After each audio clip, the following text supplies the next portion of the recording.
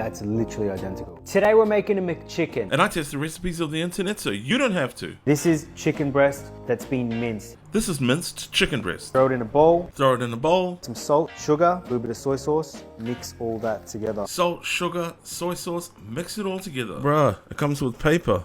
The bro didn't say anything about taking the paper off, but I'm just going to assume that you take this paper off. All three of them. McChicken patty isn't exactly circular, so it doesn't matter if it's a little bit.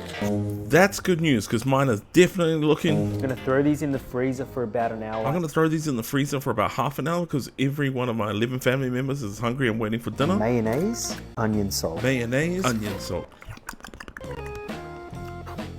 What do you know, I'm right again. I'm going to pass on the finger taste test, but honestly this tastes nothing like McDonald's, man.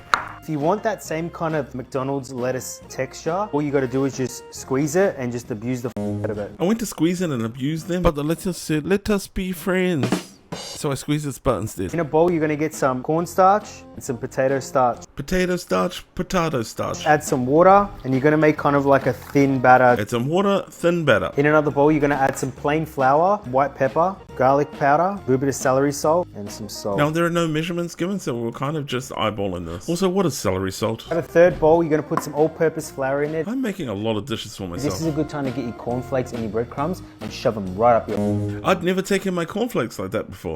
Honestly, I kind of enjoyed it. You're going to add potato starch, a little bit of bicarb soda, a little bit of baking soda. I'm using baking soda and corn flour. Add a little bit of water to that, 2 eggs. A little bit of water, 2 eggs.